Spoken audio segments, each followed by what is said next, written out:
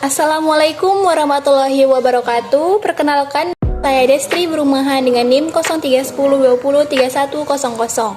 Saya dari kelas Tadris Biologi 3, semester 3, Fakultas Ilmu Tarbiyah dan Keguruan. Adapun maksud dan tujuan saya untuk melakukan video ini adalah untuk memenuhi tugas mata pelajaran telah kurikulum yang diampu oleh dosen Nur Afini Dwi Jayanti MPD. Pertama-tama, apa itu rasional pengembangan kurikulum 2013?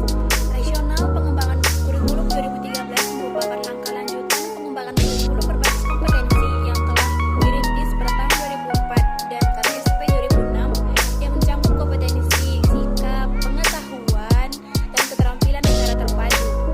Pengembangan kurikulum dilakukan karena adanya berbagai tantangan yang dihadapi, baik tantangan internal maupun tantangan eksternal. Tantangan internal dimaksud antara lain: 1. Pemenuhan 8 standar nasional pendidikan yang meliputi standar pengelolaan, standar pembiayaan, standar sarana prasarana, standar pendidik dan tenaga kependidikan, standar isi, standar proses, standar penilaian, dan standar kompetensi lulusan. Yang kedua, perkembangan penduduk Indonesia dilihat dari pertumbuhan penduduk usia produktif. Sumber daya manusia usia produktif yang melimpah apabila memiliki kompetensi dan keterampilan akan menjadi modal pembangunan yang luar biasa besarnya. Namun, apabila tidak memiliki kompetensi dan keterampilan, tentunya akan menjadi beban pembangunan. Dan adapun tantangan eksternal yang dimaksud adalah yang dihadapi dunia pendidikan antara lain berkaitan dengan tantangan masa depan, kompetensi yang diperlukan di masa depan, persepsi masyarakat, perkembangan pengetahuan dan pedagogi, serta berbagai fenomena negatif yang mengemuka. Kompetensi masa depan itu antara lain kemampuan berkomunikasi, kemampuan berpikir jernih dan kritis, kemampuan menjadi warga negara yang bertanggung jawab, kemampuan mencoba untuk mengerti dan toleran terhadap pandangan yang berbeda, dan memiliki kesiapan untuk bekerja. Selanjutnya, apa sih itu perbedaan standar kompetensi lulusan dari kurikulum KTSP dan kurikulum 2013? Perbedaannya, pada KTSP, standar isi dirumuskan berdasarkan tujuan mata pelajaran atau standar kompetensi lulusan mata pelajaran yang dirinci menjadi standar kompetensi dan kompetensi dasar mata pelajaran. Pada KTSP, kompetensi diturunkan dari mata pelajaran. Sementara pada kurikulum 2013, standar isi diturunkan dari standar kompetensi lulusan melalui kompetensi inti yang bebas mata pelajaran. Nah, mata pelajarannya diturunkan dari kompetensi yang ingin dicapai. Selanjutnya, apa itu keterkaitan antara karakteristik mata pelajaran biologi dengan pendekatan pembelajaran yang direkomendasikan dalam desain pembelajaran kurikulum 2013? Keterkaitan biologi dengan pembelajaran biologi kurikulum 2013 tidak terlepas dari peran seorang guru dalam menyampaikan materi yang dipelajari. Pertama-tama, biologi itu pada hakikatnya merupakan bagian dari sains yang mengkategorikan dua kategori agar suatu pembelajaran biologi menjadi efektif. Dalam belajar biologi di sekolah menganut sistem spiral, di mana dalam pembelajaran biologi makin tinggi jenjang sekolahnya, biologi yang dipelajarinya makin luas dan mendalam. Persoalan yang pelajari dari tingkat sekolah dasar sampai ke jenjang yang lebih tinggi adalah sama, namun kedalaman dan keluasannya semakin bertambah dan tersusun dalam kurikulum yang harus ditetapkan pada masing-masing jenjang sekolah sesuai dengan tingkatannya. Hal inilah yang akan menjadi sebuah tanggung jawab bagi penyusun kurikulum dan pelaku dalam kurikulum yang untuk menyampaikan substansi yang pelajaran biologi yang sesuai dengan jenjang pendidikannya. Ada yang pemikiran biologi juga membantu peserta didik dalam mengembangkan sikap ilmiah peserta didik dari melakukan kegiatan biologi seperti yang di sekolah. Contohnya yang buat eksperimen yang di laboratorium. Keterkaitan biologi dengan pembelajaran biologi bagi peserta didik membantu memahami objek kajian biologi sehingga dapat mengembangkan kemampuan berpikir peserta didik. Selanjutnya nomor 4, keterkaitan lingkup dan tujuan penilaian berdasarkan Perkemendikbud nomor 23 tahun 2016 tentang standar penilaian pendidikan. Tujuan penilaian. Penilaian hasil belajar oleh pendidik bertujuan untuk memantau dan mengevaluasi proses kemajuan belajar dan perbaikan hasil belajar peserta didik secara berkesinambungan. Penilaian hasil belajar oleh satuan pendidik bertujuan untuk menilai pencapaian standar kompetensi lulusan untuk semua mata pelajaran. Sedangkan penilaian hasil belajar oleh pemerintah bertujuan untuk menilai pencapaian kompetensi lulusan secara nasional mata pelajaran tertentu.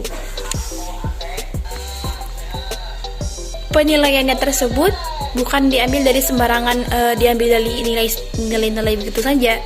Diambil dari penilaian hasil belajar oleh peserta didik dilakukan dengan bentuk ulangan, bentuk pengamatan, penugasan, dan atau bentuk lain yang diperlukan. Penilaian hasil belajar oleh peserta didik digunakan untuk mengukur dan mengetahui pencapaian kompetensi peserta didik, memperbaiki proses pembelajaran, dan menyusun laporan kemajuan hasil belajar harian, tengah semester, akhir semester, dan akhir tahun, serta kenaikan kelas. Selanjutnya terakhir, apa sih itu perbedaan struktur kurikulum 2013 dengan kurikulum prototype? Pertama-tama, apa itu prototype? Prototype menurut Perkemendikbud hanyalah merupakan penyempurnaan dari kurikulum sebelumnya, yaitu kurikulum 2013 yang sampai saat ini masih tetap berlaku. Kurikulum prototype pada tahun 2022 ini hanya akan ditawarkan sebagai alternatif kepada sekolah-sekolah untuk sebagai pilihan bagi mata pelajaran satuan pendidikan yang berminat atau yang siap. Jadi tidak semua sekolah diwajibkan untuk memakai kurikulum prototype tersebut. Bagi sekolah yang sanggup dan yang berminat untuk membuat atau memakai kurikulum prototype tersebut, hanya itu sajalah yang akan menggunakannya. Jadi apa itu perbedaan dari kurikulum prototype dengan kurikulum 2013 sekarang? Perbedaannya pertama, dari struktur kurikulum. Profil pembelajaran Pancasila yang akan menjadi acuan dalam pengembangan standar isi, standar proses, dan standar penilaian atau struktur kurikulum, capaian pembelajaran, dan asesmen pembelajaran. Kedua, istilah KI dan KD diganti menjadi capaian pembelajaran atau CP. Kita sudah mengenal dan paham bahwa KI adalah kompetensi inti dan KD adalah kompetensi dasar, merupakan kompetensi yang harus dicapai oleh peserta didik setelah proses pembelajaran. Namun dalam kurikulum prototype atau kurikulum yang akan datang ini dikenalkan dengan julukan baru, bukan dengan istilah KI atau KD lagi, diganti menjadi CP, yaitu capaian pembelajaran yang merupakan rangkaian pengetahuan, keterampilan, dan sikap sebagai suatu kesatuan proses untuk mengembangkan kompetensi yang utuh bagi siswa.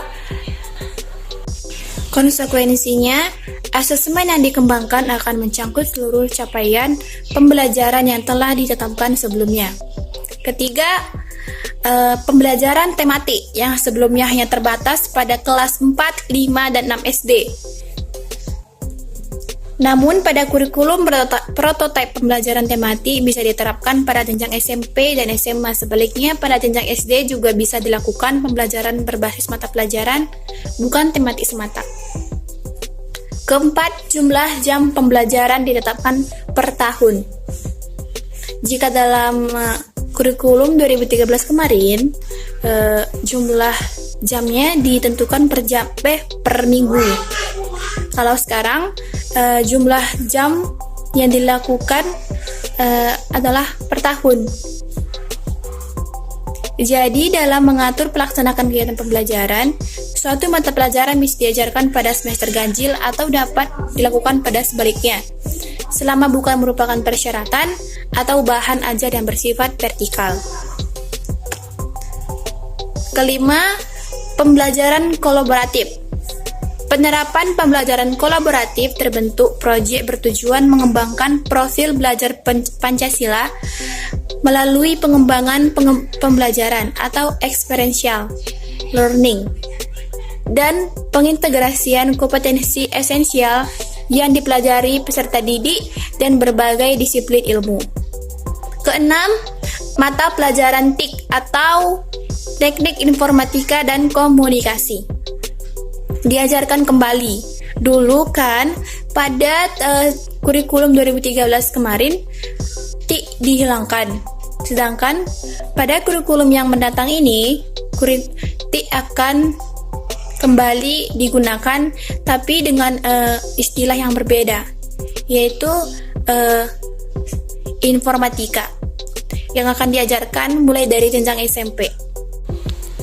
Ketujuh, mata pelajaran ilmu pengetahuan alam dan ilmu pengetahuan sosial atau dikenal dengan IPA dan IPS.